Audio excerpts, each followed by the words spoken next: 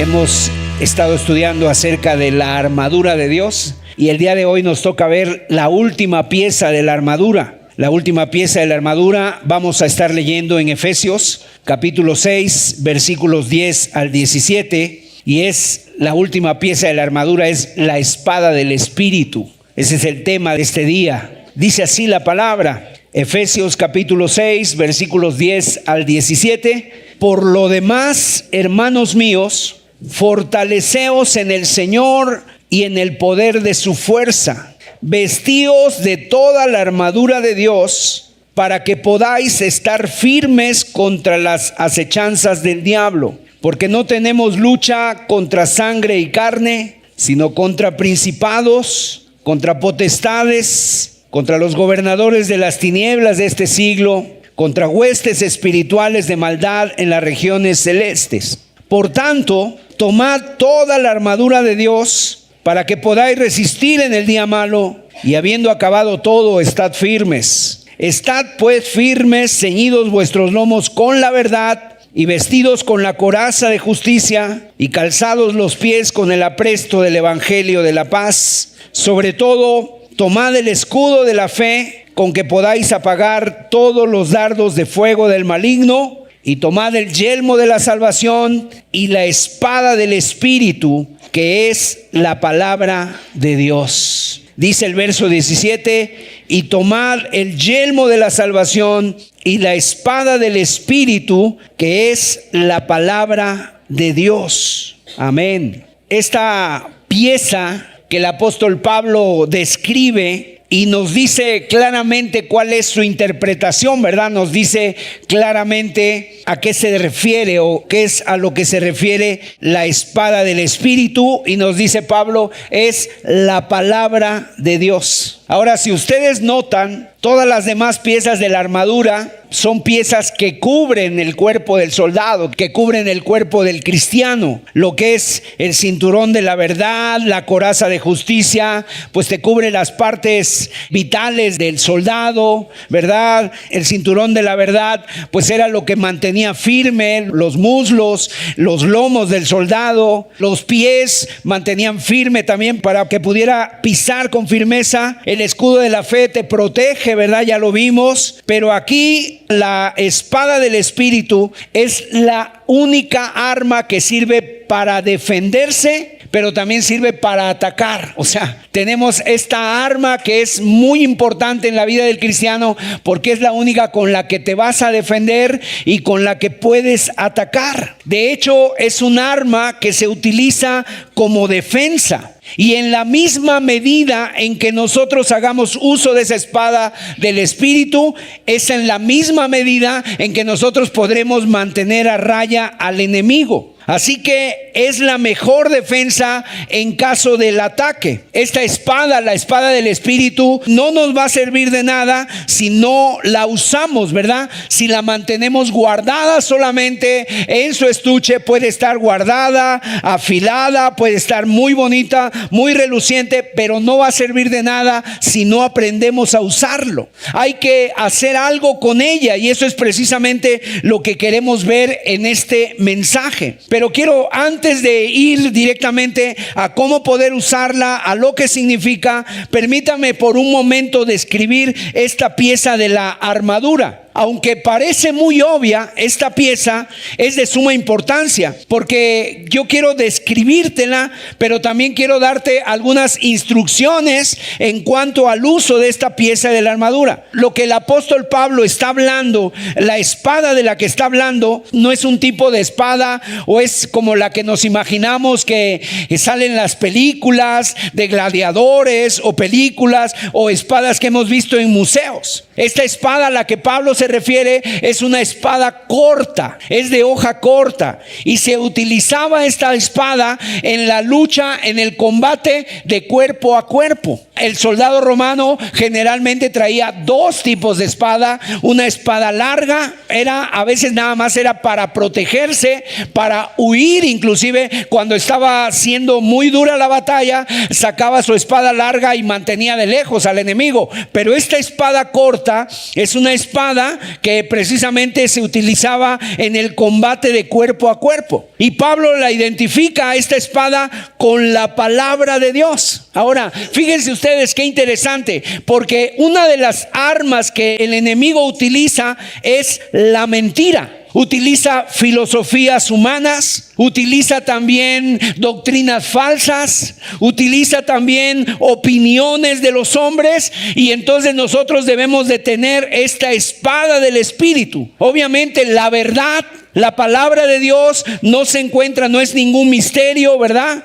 No se trata de un artículo que sea inaccesible o que sea solamente para cierto tipo de personas o que tengan cierto nivel de inteligencia. Pablo le llama la espada del Espíritu. ¿Por qué? Porque fue el Espíritu el que la inspiró. Le llama por eso la espada del Espíritu. Además, es el mismo Espíritu que obra con poder en nuestros corazones para que podamos entender esa palabra, para que podamos aplicar eficazmente la palabra de Dios. Ahora, fíjense ustedes, si leemos el versículo 17, hay un detalle que es sumamente importante que quiero resaltar en la descripción de esta pieza de la armadura. En Efesios capítulo 6, la palabra dice la espada del Espíritu, que es la palabra de Dios. En la Biblia se utilizan dos palabras para traducir palabra, y la primera palabra es logos. La Biblia dice que Jesucristo es el verbo de Dios, es la palabra de Dios, es el logos de Dios. En Juan capítulo 1 dice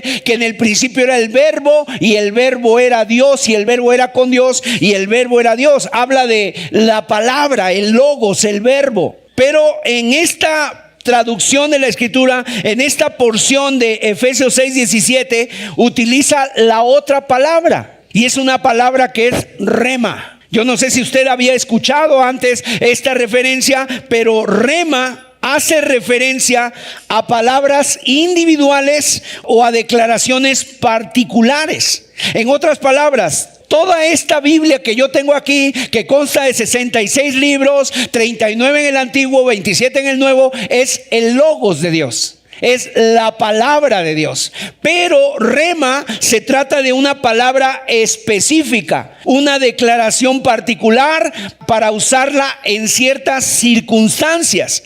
Entonces logos se refiere a la palabra de Dios escrita en su totalidad, mientras que rema es una palabra específica, es una revelación personal dada por Dios directamente en un momento dado, con una palabra personal, con una palabra hablada. Y esto es algo hermoso. ¿Por qué? Porque miren, o sea, yo tengo toda la Biblia, pero si yo estoy pasando por un problema, pues yo digo, ¿y qué versículo utilizo?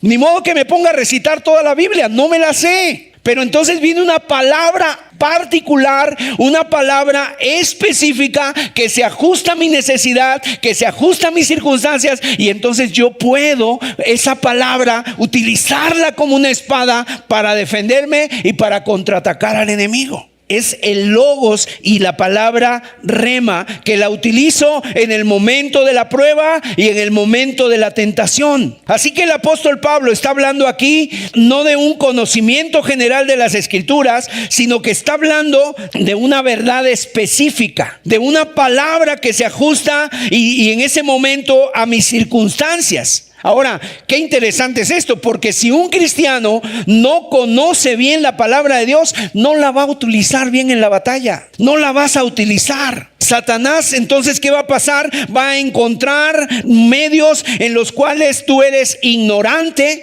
tú ignoras la palabra de Dios o estás confundido, y por ahí mismo vendrá el ataque a tu vida. Por ahí mismo vendrá el ataque. No importa que tú tengas 10 Biblias en tu casa, vendrá el ataque por ahí y tú no podrás defenderte porque ignoras. Entonces la Biblia no es una espada ancha, ¿verdad? Que la vamos a agitar en todas direcciones, nada más así como de manera indiscriminada, sino que es una espada corta que la vamos a utilizar con gran precisión. específicamente. Y entonces lo que Pablo está describiendo aquí es la palabra de Dios, pero es el rema de Dios. Y mire, lo que tenemos aquí no es una espada de hoja larga, sino que es una espada corta. Ahora, mire estos pensamientos acerca de lo que han dicho algunos cristianos acerca de lo que es la Biblia. Mire, acompáñeme a leer esta porción. La Biblia es el libro más maravilloso de todo el mundo. Revela la mente de Dios, el estado del hombre, el plan de la salvación, la condenación de los pecadores y la felicidad de los creyentes. Sus doctrinas son santas, sus preceptos obligatorios, sus historias verídicas, sus decisiones irrevocables. Léela para ser sabio, créela para ser salvo, ponla en práctica para ser santo. Contiene luz para guiarte, alimento para sostenerte y aliento para consolarte. Es el mapa del peregrino, la brújula del piloto, la espada del soldado y la guía del cristiano. Nos habla del cielo y nos muestra las puertas del infierno. Cristo es el tema central, nuestro bien su propósito y la gloria de Dios su finalidad.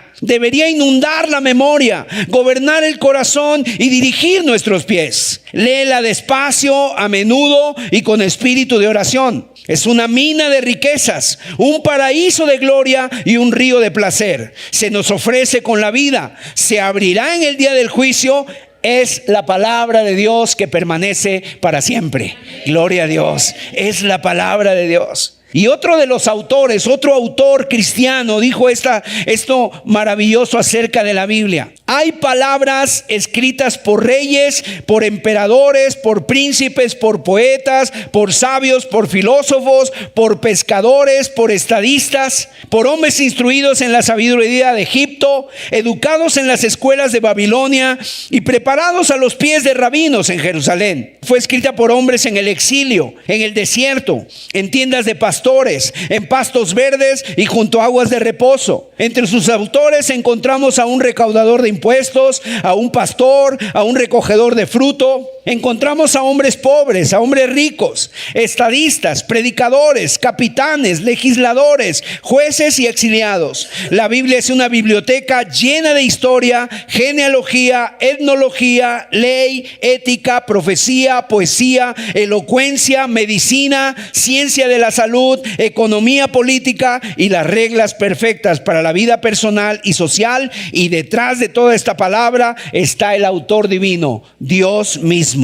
Qué hermosa es la palabra de Dios. Un testimonio más fue escrito por C.S. Lewis. C.S. Lewis, un escritor, y él dijo: la Biblia debió haber sido escrita por Dios, o por hombres buenos o por hombres malos, o por ángeles buenos o por ángeles malos. Y después él dijo: pero los hombres malos y los ángeles malos no la habrían escrito, porque condena a los hombres malos y a los ángeles malos. Y los hombres buenos y los ángeles buenos no engañarían al mentir en cuanto a quién fue su autor y decir que Dios lo escribió. Entonces, dijo C.S. Lewis, la Biblia debió haber sido escrita, como dice, haber sido escrita por Dios, quien por medio de su Espíritu Santo inspiró a hombres para registrar sus palabras, usando al instrumento humano para comunicar su verdad. Yo no sé si lleguemos a entender a totalidad de lo que significa tener nosotros la espada del Espíritu. Muy probablemente que se nos queda pequeño nuestro pensamiento, no lo podemos entender del todo, pero este libro es increíble, este libro es incomparable, es el arma final, es el elemento final de la armadura que se le da al cristiano en la batalla contra Satanás. Ahora, fíjese, a pesar de lo hermoso, a pesar de lo maravilloso que nosotros tenemos en este libro, es triste que el día de hoy muchos cristianos no saben cómo usarla, y muchos cristianos inclusive ignoran la palabra de Dios. En algunos púlpitos se ha sustituido el uso de la palabra de Dios. ¿Por qué? Por mandamientos y doctrinas de hombres, por pensamientos humanos, por psicología, por humanismo. Y el día de hoy se predica en muchos lugares un evangelio que no es el de la Biblia, que no es el pensamiento de Dios en cuanto a la salvación del hombre. Y entonces es triste, mis amados, porque muchos cristianos no saben usarla, la ignoran por completo la palabra de Dios. En algunos lugares solamente se manejan las emociones, se manejan los sentimientos y se ignora la palabra de Dios. Y entonces, ¿sabes qué pasa con esos cristianos? Que se vuelven víctimas de Satanás debido a la ineptitud del uso de la espada. Entonces este libro es maravilloso. Mire, ¿qué dice la Biblia de sí misma? La palabra de Dios, por lo menos hay 7, 8 cosas que la Biblia dice de sí misma. Número 1, que la Biblia es infalible. ¿Qué quiere decir infalible? Que no tiene error. La suma de todo lo que dice es verdad. No hay errores, no tiene manchas, no tiene errores. El Salmo 19, verso 7 dice: la ley de Jehová es perfecta. En segundo lugar, es inerrante. ¿Qué quiere decir que es inerrante? Que no hay error. En Proverbios capítulo 30, versos 5 y 6 dice la palabra de Dios: toda palabra de Dios es limpia. Él es escudo a los que en Él esperan. Verso 6: no añadas a sus palabras para que no te reprenda y seas hallado mentiroso. O sea, la palabra de Dios es infalible, es inerrante y en tercer lugar está completa. En Apocalipsis capítulo 22, verso 18 al 19 dice: si alguno añadiere a estas cosas, Dios traerá sobre él las plagas que están escritas en este libro. Y si alguno quitare de las palabras de este libro, de esta profecía, Dios quitará su parte del libro de la vida. O sea, ya no se le puede añadir, no se le puede quitar. Está completa, es totalmente completa. Ahí está todo el pensamiento de Dios acerca de la salvación, del futuro de los seres humanos y lo que nosotros debemos hacer si queremos agradar y vivir para Dios. En cuarto lugar, la Biblia tiene autoridad. En Isaías capítulo 1, verso 2 dice: oíd cielos y dad oído tierra, porque Jehová ha hablado. O sea, aquí no ha hablado cualquiera, Jehová ha hablado, el Dios eterno, el Dios verdadero ha hablado. Y cuando Dios habla, más vale que todos escuchemos. Más vale que todos prestemos oído, porque es la voz de Dios, la voz de la máxima autoridad. Cuando Dios habló en el monte Sinaí, la Biblia dice que hasta el cerro temblaba. Parecía que se iba a explotar, porque Dios había venido a ese monte, al monte Sinaí, y literalmente estaba como al rojo vivo, y ahí estaba hablando la voz de Dios, sus santos mandamientos, los mandamientos de Dios. En quinto lugar, la Biblia es suficiente. Es suficiente. En 2 de Timoteo capítulo 3 dice que es suficiente para hacerte sabio, suficiente para la salvación, suficiente para hacerte perfecto, enteramente preparado para toda buena obra. O sea, este libro te puede llevar a la salvación, te puede llevar a la perfección y no necesitas más. Es infalible en su totalidad, es inerrante en sus partes, es completa, tiene autoridad y es suficiente. Y en sexto lugar, la Biblia es eficaz. ¿Qué quiere decir eficaz?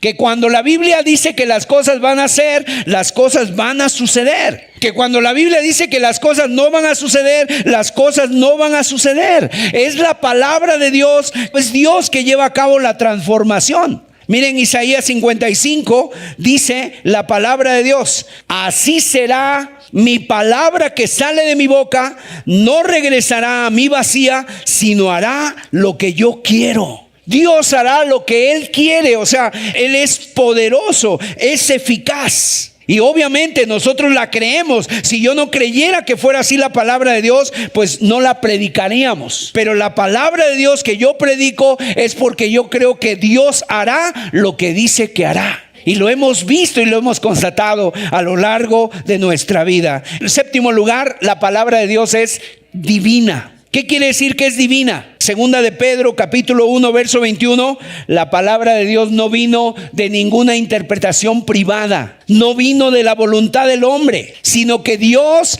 tomó a hombres santos y ellos hablaron conforme fueron movidos por el Espíritu Santo. Es el libro de Dios. Entonces ya vimos que es infalible, inerrante, completa, que tiene autoridad, que es suficiente, que es eficaz y que es divino. Por lo tanto, es un libro que no es cualquiera. Debe ser valorado, debe ser apreciado por ti y debe ser considerado una bendición para tu vida el hecho de que tengas la palabra de Dios. Por otro lado, el número 8 es concluyente. ¿Qué quiere decir que es concluyente? Es determinante. O sea, lo que una persona hace con la Biblia revela tu relación con Dios. Esto es interesante, mi amado. Para que ningún cristiano, ¿verdad?, caiga en el misticismo de que yo nada más con Dios y pura oración y yo nada más oro y ayuno. No, la relación que tú tengas con la Biblia marca y habla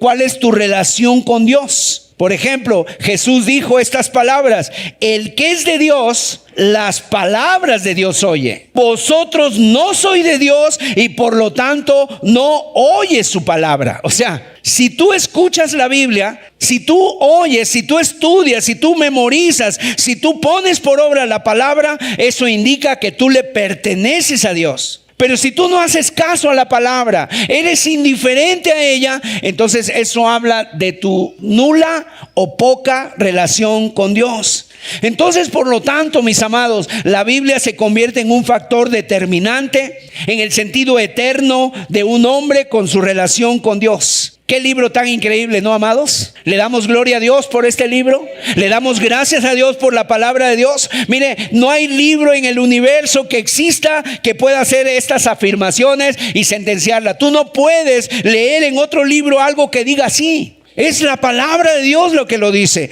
Ahora, ¿qué es lo que la Biblia nos ofrece? ¿Qué es lo que la Biblia te ofrece? Bueno, en primer lugar, la Biblia es la fuente de verdad. Tu palabra es verdad, dice Juan 17:17. Lo que la Biblia dice acerca de la vida, acerca de la muerte, acerca del tiempo, acerca de la eternidad, acerca del cielo y del infierno, es lo que es verdad acerca del todo lo que dice la Biblia. Nos dice lo que está bien y lo que está mal. Nos dice la verdad acerca de quién es el hombre, acerca del hombre y de la mujer. Nos dice la Biblia lo que es verdad acerca de la gente mayor, de la gente joven, de los hijos, de la sociedad, del matrimonio, de la relación con Dios, con el hombre, y toda relación entre hombre y hombre. Lo que dice la palabra de Dios está prohibido, ¿verdad? Y nos dice cómo debe ser un matrimonio, nos dice cómo debe de actuar un hombre, una mujer. Y es la verdad acerca de todo lo que se necesita, la palabra de Dios. En segundo lugar, la Biblia es una fuente de felicidad. ¿Cuántas personas el día de hoy van por todo el mundo buscando la felicidad y persiguiendo la felicidad, ¿verdad?, locamente? Sin embargo, la palabra de Dios, mira lo que dice en Proverbios 8:34. Bienaventurado, feliz el hombre que me escucha. O sea, eso es lo que significa bienaventurado, feliz, bendecido. ¿Quién fuera aquel? ¿Quién? El hombre que me escucha. En otras palabras, el hombre que me oye, el que está aguardando ahí mi palabra. En Lucas 11:28, Jesús también dijo esto acerca de quiénes son los bienaventurados, los felices. Dijo: antes bienaventurados los que oyen la palabra de Dios y la guardan. ¿Sabes tú que por el hecho de tú estar aquí en esta mañana, tú ya eres bienaventurado? Tú ya eres bendecido porque estamos escuchando la bendita palabra de Dios. Es la fuente de felicidad, es la fuente de verdad.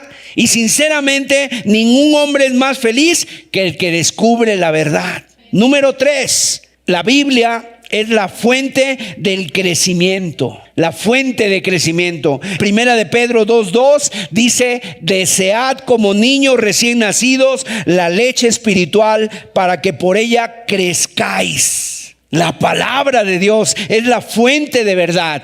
La Biblia es la fuente de felicidad y es la fuente de crecimiento. Una persona puede crecer en la gracia, puede crecer en su fe, puede crecer en su comunión con Dios por medio de la palabra. En cuarto lugar, la Biblia es la fuente de poder. O sea, realmente nosotros somos impotentes si no usamos la palabra de Dios. La Biblia es la fuente de nuestro poder. Es vida y es eficaz, y dice la palabra, es más cortante que toda espada de dos filos. Amados hermanos, yo no sé si a ustedes les ha pasado, pero a mí me llegó a pasar que cuando yo, las primeras veces que escuché la palabra de Dios, yo iba a una congregación, estaban predicando la palabra de Dios y parecía que me estaban hablando a mí. Parecía que el predicador me conocía y que alguien le había dicho mi vida. Y de repente hasta volteas a ver, bueno, ¿quién le dijo, no? Y muchas veces así nos pasa, que viene la palabra de Dios y tú volteas a ver a tu papá o a tu mamá o a alguien, ¿no? Y dices, ya vino con el chisme. Pero realmente es Dios el que nos está hablando, nos está desnudando la palabra de Dios, porque es poder. Tú dices, me conoce, pero realmente el que nos conoce es Dios. Además, la palabra de Dios es la fuente de guía. O sea, el Salmo 119, verso 105 dice, lámpara es a mis pies tu palabra y lumbrera a mi camino. Nos va guiando. ¿Qué debemos hacer? Cada paso, cada circunstancia nos habla la palabra de Dios para la crianza de nuestros hijos, para nuestro matrimonio, para cómo comportarnos con las personas diferentes que nos encontramos. Para cuando una persona quiere casarse, cuando una persona, ¿verdad?, quiere llevar adelante su matrimonio. La Biblia es una fuente de guía, es una fuente de consuelo y nos habla del consuelo de las Escrituras. La palabra de Dios es una fuente de la perfección. En 2 de Timoteo 3:16 dice, a fin de que el hombre de Dios sea perfecto. O sea, encontramos que la palabra de Dios es una fuente de tantas cosas. Es un libro increíble, no tiene error, no comete errores, es suficiente y está completa, tiene autoridad, es eficaz, es determinante y puede traer vida y felicidad, crecimiento, poder, guía, consuelo, y finalmente es la fuente de victoria sobre el enemigo. Gloria a Dios. Y ahí llegamos precisamente a lo que el apóstol Pablo dice en Efesios 6:17, que la palabra es la espada del Espíritu, que es la palabra de Dios, es la espada que Dios nos ha dado en contra de nuestro enemigo. Por eso estamos predicando la palabra de Dios, y por eso necesitamos predicar sistemáticamente la palabra de Dios. Por eso a mí me encanta dar estudios de la palabra de Dios, porque precisamente es ahí donde nosotros podemos encontrar principios, podemos crecer, podemos madurar en la fe y podemos crecer en nuestra vida cristiana. Entonces es la palabra de Dios. Ahora, esta es una fuente de verdad, de felicidad, y aquí encontramos en Efesios 6 que nosotros estamos en guerra. Es lo que hemos estado viendo a lo largo de estos estudios. Se nos ha presentado ya entonces el cinturón de la verdad, se nos ha presentado la coraza de justicia, se nos ha presentado el escudo de la fe, el apresto del evangelio, etcétera, el yelmo de la salvación, y nosotros estamos con cada una de esas armas equipándonos para esta lucha, para esta batalla. Tú como cristiano tienes una batalla, y sinceramente yo no tengo que decírtelo ni siquiera, pero muy seguramente en esta mañana algunos antes de venir aquí ya tuvieron que enfrentar batallas. A lo mejor batallas hasta para levantarte, batallas para traer a la familia, ¿no? Batallas para prepararte para venir a este lugar. Y entonces tenemos batallas. Pero escúchenme ustedes, esta parte de la armadura, como decíamos hace un rato, es tanto defensiva como ofensiva. Ahora, tenemos nosotros esta espada. La palabra griega para espada es la palabra mashaira. No se preocupe si no se la aprende, ¿no? Pero es una palabra que era muy común. La palabra machaira. La otra espada tenía otro nombre, una espada larga. Pero la que Pablo nos está hablando aquí es la machaira. Es una espada de ciertos centímetros de largo, más bien parecida a una espada corta, mire. No era tan larga, y el soldado la llevaba en su funda a un costado y la utilizaba en los combates. Por ejemplo, esta palabra es muy común porque se utiliza en varias ocasiones en la Biblia. Cuando vinieron a prender a Jesús con espadas y palos, pues los soldados traían sus machairas. Cuando Pedro quiso, ¿verdad?, cortó la oreja del siervo del sumo sacerdote, fue con una espada de este tipo, una espada, una machaira. Si le hubiera cortado, si hubiera sacado una espada larga a Pedro, le hubiera partido de cabeza a pies al otro hombre. Pero fue con una espada corta. Es una espada que era para usarse de manera precisa, de manera eficaz, la machaira. Tenía que ser usada de esta manera. Ahora, también el apóstol Pablo dice, es la espada del Espíritu. Y eso se puede traducir de dos maneras. Es una espada dada por el Espíritu y obviamente se dice que es espiritual. Ahora, es importante que yo haga esta aclaración, que es nuestra espada espiritual, ¿verdad? ¿Por qué? Mire, 2 Corintios 10:4 dice la palabra de Dios, porque las armas de nuestra milicia no son carnales, sino poderosas en Dios para la destrucción de fortalezas. Amén. O sea, es una espada espiritual, no es una espada física. Es una espada espiritual. Ahora, tampoco la Biblia es una espada física, mis amados. Porque un día yo me encontré un grupo de cristianos, estaban orando por una persona, pues tenía problemas, estaba como endemoniada. ¿Y sabe qué hacían estos hermanos? Agarraban su Biblia y le pegaban en la panza, en el estómago. No, es que esta es la espada del Espíritu y le estamos dando espadazos.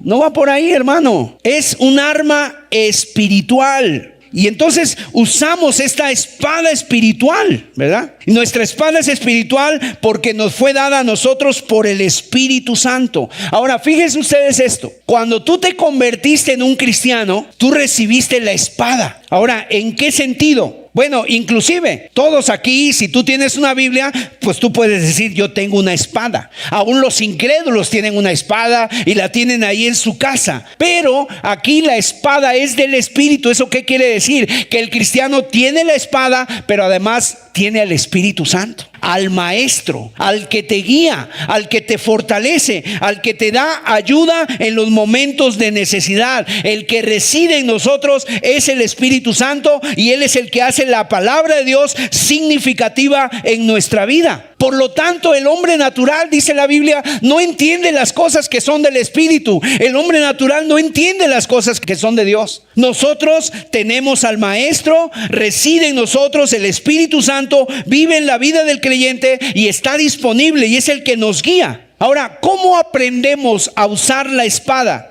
Todos los cristianos poseen la espada. La Biblia en su vida es un arma, no hay duda, por así decirlo. Pero la pregunta o la cuestión es si tú sabes usarla o no. Aprender a usar la palabra depende entonces de qué tan diligente eres tú en el estudio de la palabra de Dios. Por eso el apóstol Pablo se tardó años en Éfeso, 3 años y medio. Él decía, yo les he declarado todo el consejo de Dios. ¿Por qué? Porque lo que hacía el apóstol Pablo era querer enseñarles a esos cristianos a usar la espada. Él quería darles todo para que pudieran usarla de manera eficaz. Entonces tenemos una espada espiritual, una espada que no fue forjada por los hombres, que no fue afilada por los humanos, sino es una espada que tiene un origen divino, es un arma poderosa, sorprendente, es un arma hermosa, es incomparable y es tan poderosa, mis amados, que nada puede resistirla y nadie puede vencerla, gloria a Dios. Nadie puede vencerla. Validece todo a la luz de la palabra de Dios, ¿verdad? La palabra de Dios es nuestra arma y es poderosa. Y dice que es tan poderosa en Romanos 1:16. Mire lo que dice el apóstol Pablo. Romanos 1:16 dice, no me avergüenzo del evangelio porque es poder de Dios para salvación. Gloria a Dios. O sea, la palabra de Dios es tan poderosa, mis amados, que cuando tú predicas la palabra de Dios y el Espíritu Santo te respalda, una persona se puede salvar, gloria a Dios, con una predicación, con el mensaje de la palabra de Dios. Y esto es algo maravilloso y yo lo he visto en mi vida, mis amados. Cómo de veras unas personas en cualquier lugar, en centros de rehabilitación, en los reclusorios, en las calles. Recuerdo que un día estábamos predicando en la Alameda Central. Fuimos allá un grupo de hermanos a predicar en la Alameda. Llevamos ahí una bocina que por cierto ni sirvió. Entonces tuvimos que levantar nuestra voz y hablar la palabra de Dios así con toda la fuerza de nuestra garganta. Y ahí estábamos predicando la palabra de Dios.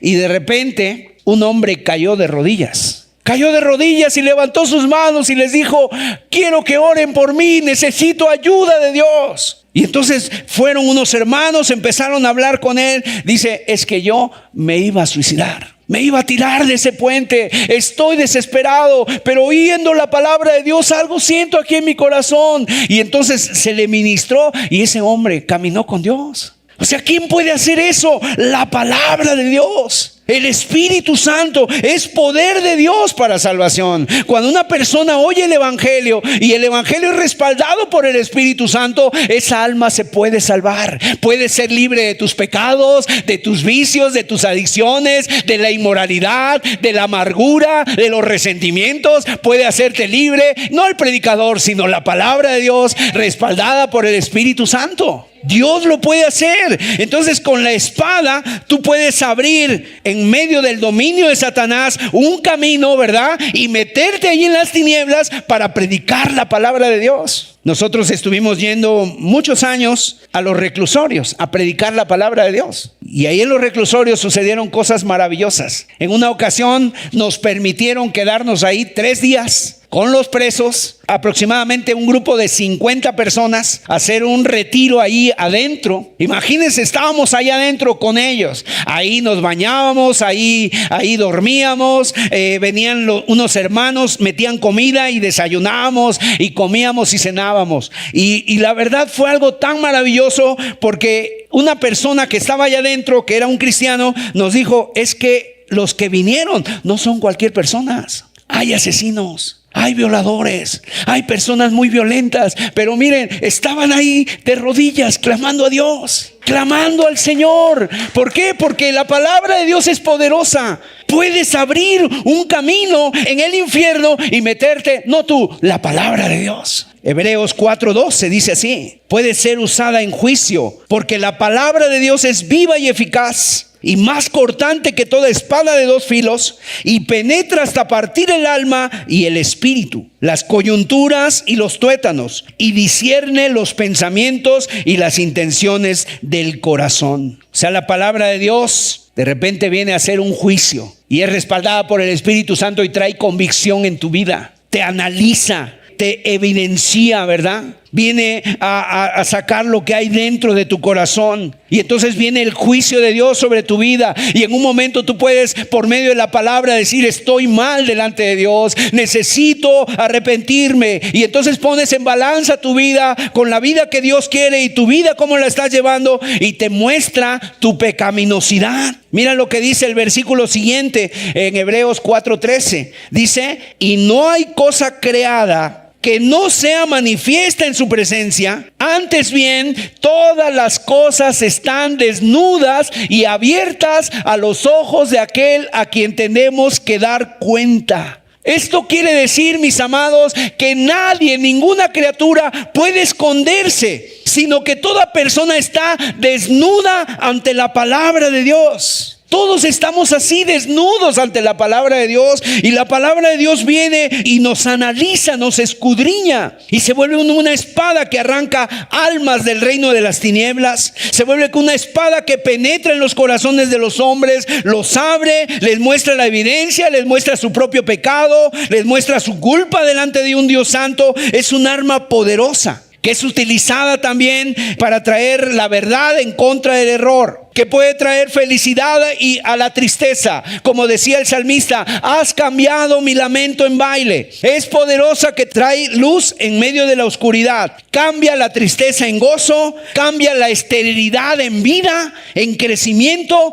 Es poderosa, que toma a una persona y lo hace madurar, ¿verdad? Te hace madurar en la fe. Y esto es algo poderoso, y es lo que tenemos en nuestras manos. Es la espada del Espíritu. Es un arma ofensiva. Ahora vamos a ver el mejor ejemplo que nosotros podemos citar de cómo podemos utilizar la palabra de Dios. Obviamente no hay mayor ejemplo que nuestro Señor Jesucristo. ¿Sabes tú que nuestro Señor Jesucristo también fue tentado? O sea, la tentación no es pecado. El Señor Jesucristo fue tentado en el desierto y fue tentado por el diablo. La Biblia dice que Él estuvo 40 días y 40 noches en el desierto, y el diablo ahí se fue en contra de Jesús para tentarle. Vamos a ver Mateo capítulo 4, versículos del 1 al 3. Mire lo que dice la palabra de Dios. Y este pasaje es impresionante porque nuestro Señor está en el desierto. Dice: Jesús fue llevado por el Espíritu al desierto. El Espíritu Santo lo impulsó para ir allá. ¿Y para qué? Con un propósito: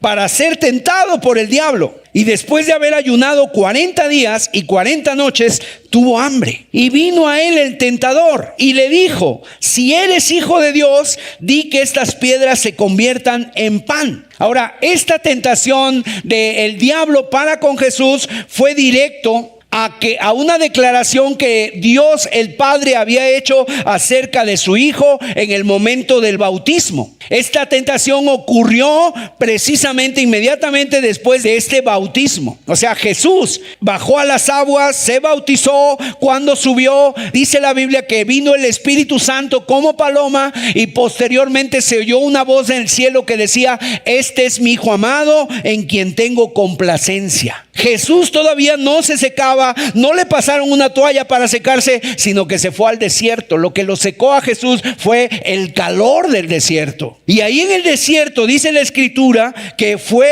tentado. Ahora, el diablo viene a tentarle y el diablo le dice: con que tú eres un hijo de Dios. Si tú eres un hijo de Dios, o sea, lo que el diablo quería hacer era hacerle dudar. Y que Jesús, obviamente, él actuara por sí mismo en independencia de Dios, que no tomara a Dios en cuenta. Dios había declarado que Jesús era su hijo, y el diablo ahora le dice: si eres hijo de Dios, pues a ver si es cierto, di que estas piedras se conviertan en pan. Ahora, no olvidemos que Jesús es Dios encarnado. Cualquier palabra que él hubiera pronunciado hubiera sido la palabra de Dios. Aunque no hubiera citado la Biblia, hubiera sido palabra de Dios. Pero llama la atención que el arma que Jesús utilizó fue la misma que nosotros tenemos a nuestra disposición. O sea, no se inventó una palabra, no sacó una palabra nueva, sino que fue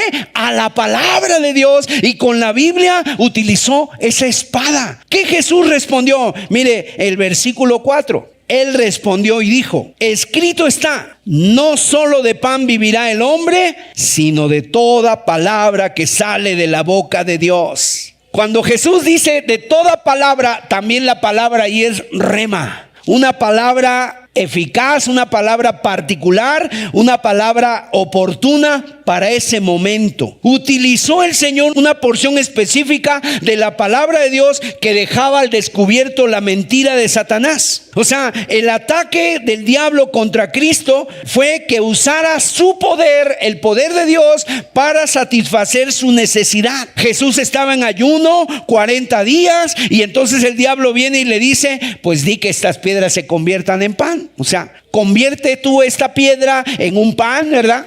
Ahora, ¿dónde está la tentación que el diablo quería? Que Jesús actuara por sí solo en independencia de su Padre Celestial. Si eres hijo de Dios, pues es el momento de que lo pruebes. Revela tu poder. Usa tu poder para convertir estas piedras en pan. ¿O qué? ¿O te vas a quedar ahí muerto de hambre esperando que tu Padre haga algo por ti? Es lo que le estaba diciendo el diablo a Jesús. Y era una tentación perfectamente adaptada a la circunstancia que Cristo estaba viviendo en ese momento. Pero el Señor, ¿qué hizo? Él se defendió citando las Escrituras, y una escritura específica para repeler esa tentación. Acompáñeme a Deuteronomio capítulo 8. En Deuteronomio capítulo 8 se encuentra lo que Jesús dijo. Ahora, el contexto que Jesús utilizó de Deuteronomio 8 es el contexto donde los israelitas estaban en el desierto y tenían hambre y tenían deseos de comida y no tenían nada que comer. Deuteronomio 8 verso 1 dice: cuidaréis de poner por obra todo mandamiento que yo os ordeno hoy, para que viváis y seáis multiplicados, y entréis y poseáis la tierra que Jehová prometió con juramento a vuestros padres. Y te acordarás de todo el camino por donde te ha traído Jehová tu Dios estos 40 años en el desierto, para afligirte, para probarte, para saber lo que había en tu corazón, si habías de guardar o no sus mandamientos. Y te afligió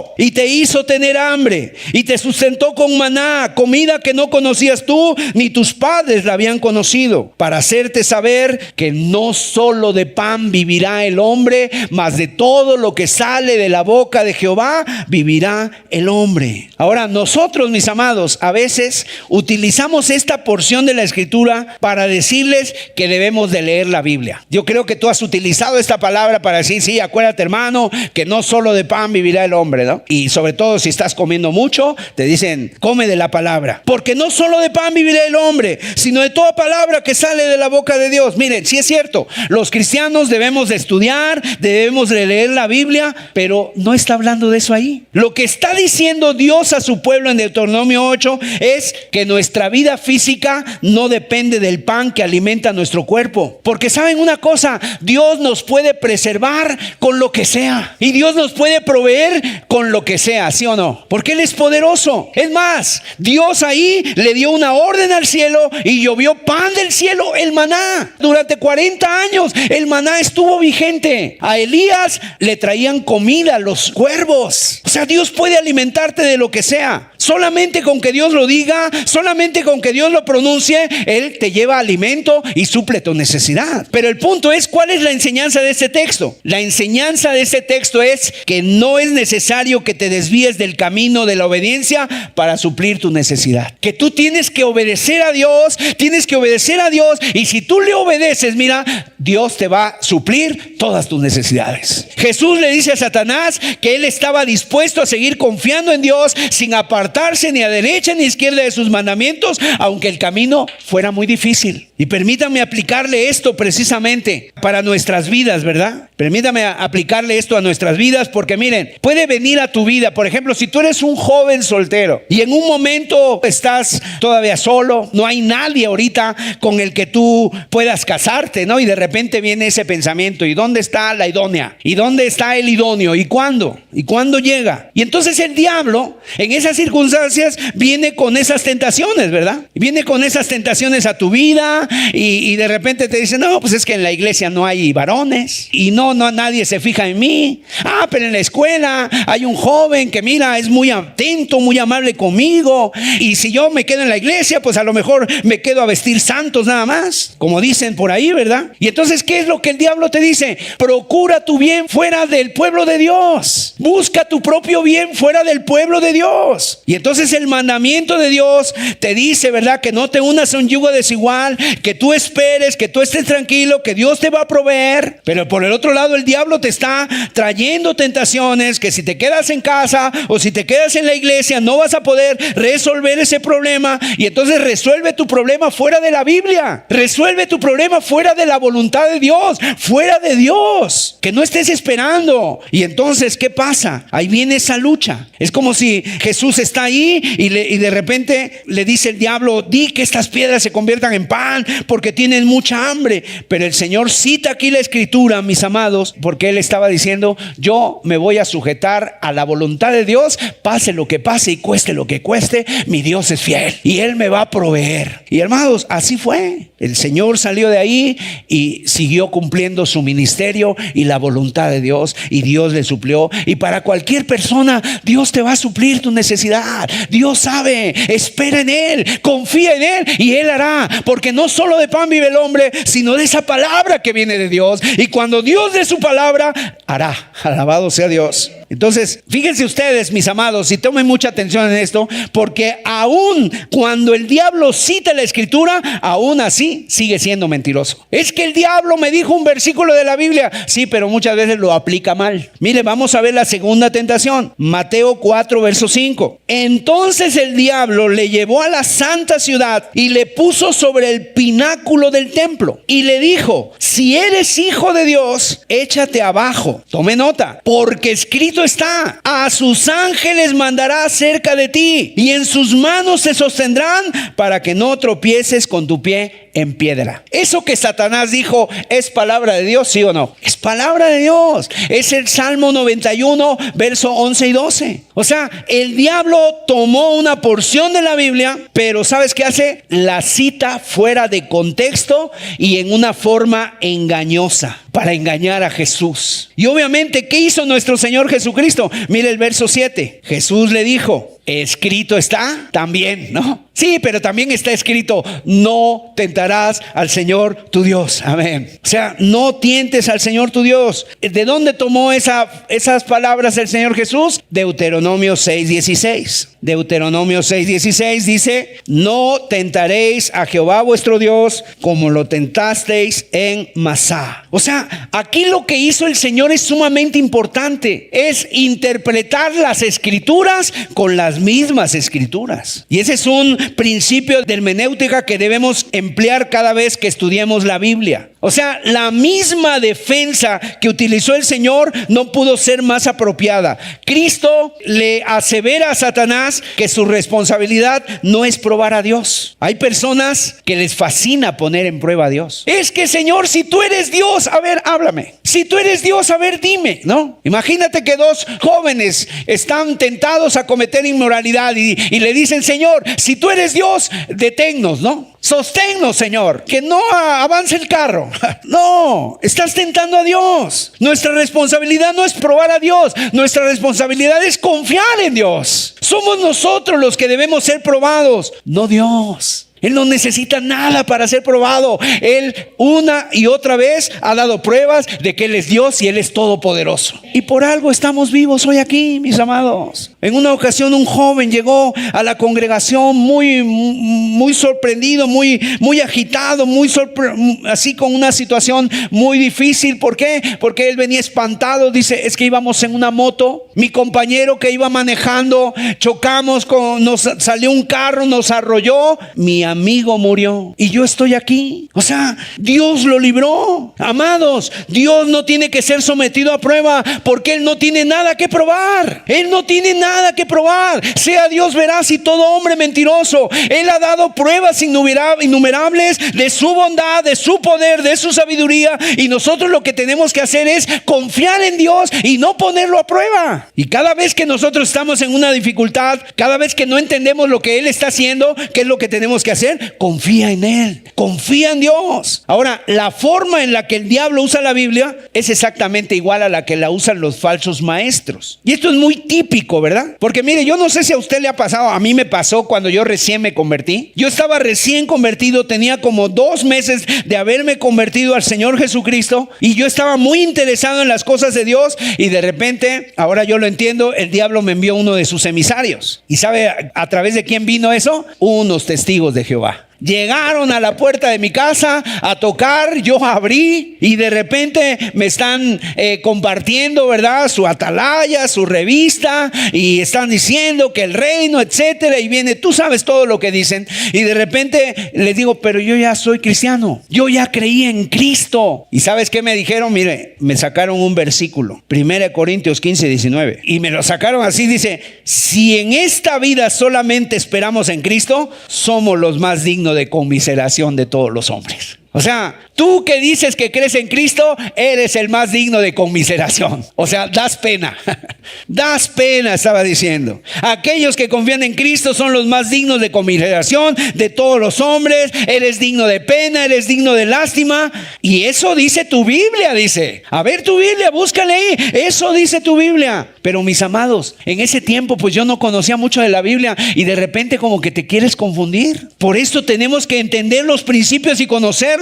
¿Sabes? Siempre que te lean un texto de la Biblia, tienes que leer lo anterior y lo que sigue para entender el contexto de lo que te están hablando. Aquí, por ejemplo, el apóstol Pablo está hablando de la resurrección y está diciendo, si Cristo no resucitó, entonces tú eres digno de conmiseración, entonces das lástima, entonces todo lo que haces es en vano. Pero después dice, pero como Cristo resucitó, gloria a Dios, sorbida es la muerte en victoria. ¿Dónde está, oh muerte, tu aguijón? ¿Dónde, oh sepulcro, tu victoria? Y termina en victoria, gloria a Dios. Pero ¿qué es lo que hace el diablo? Saca de contexto los textos y te los pone, y entonces te hace ver que das pena, ¿no? Así que, mis amados, tienes que conocer la palabra de Dios. El diablo sabe citar la Biblia y se la conoce mejor que cualquiera de nosotros. Es un teólogo.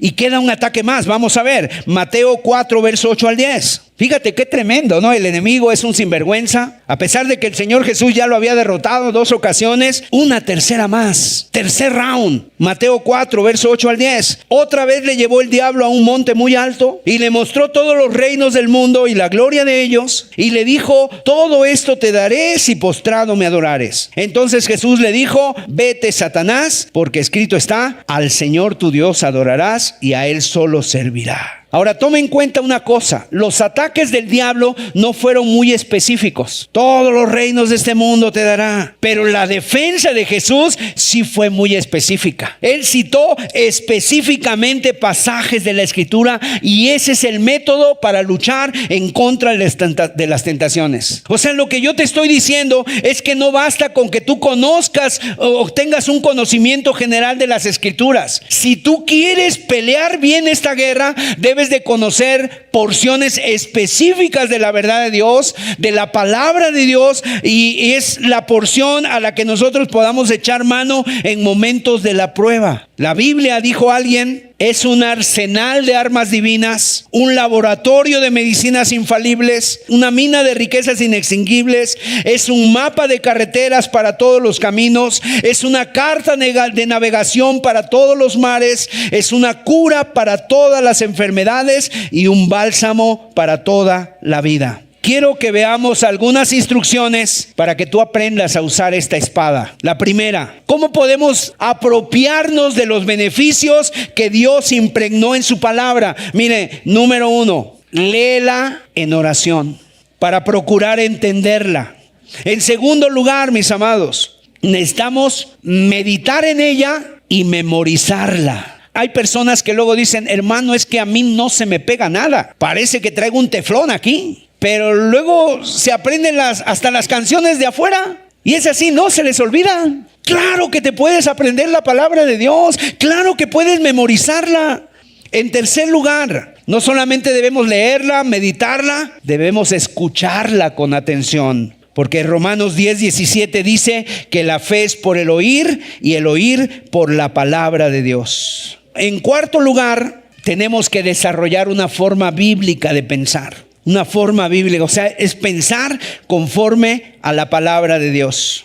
Y termino finalmente dándote una ilustración. Dicen que un autor, un maestro de las ilustraciones, él se llamó Harold Primrose Barker. Y un día escribió a sí mismo que él estaba en un cuarto mirando por una ventana un jardín que estaba lleno de plantas y flores. Y él dice que vio 3 cosas en el jardín. Lo primero que vio fue una mariposa. Y era una mariposa hermosa, de colores muy bonitos. Y esa mariposa iba de flor en flor. Volaba por aquí, volaba otra flor. Se quedaba solo unos segundos y se movía. Y tocaba tantas flores como podía, pero no derivó en ningún beneficio para ella. Luego siguió mirando por la ventana y vio a un hombre que era estudiante de botánica. Y este hombre tenía un cuaderno bajo su brazo y una lupa muy grande. Y se inclinaba y veía las flores y observaba durante mucho tiempo. Y después tomaba notas en su cuaderno y estuvo ahí durante horas escribiendo notas. Cerró el cuaderno, lo metió bajo su brazo, bajó la lupa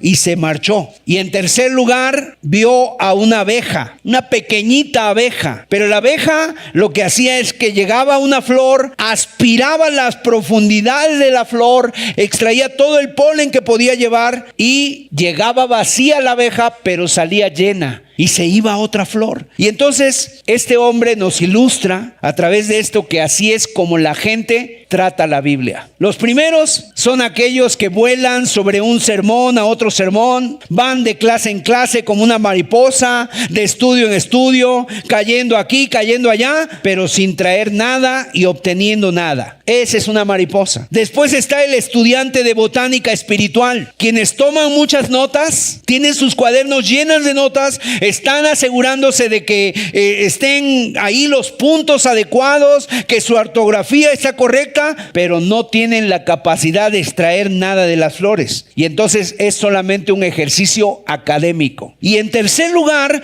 están los que son como las abejas espirituales. Quieren extraer de toda la flor preciada lo que se encuentre ahí para producir la miel que los hace tan bendecidos y que pueden bendecir a los que los rodean. Pregunta: ¿Tú de cuál eres?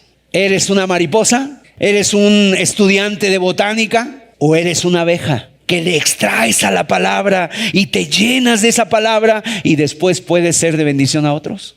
Así que yo te dejo con este pensamiento: ¿de cuál de estos tres eres tú?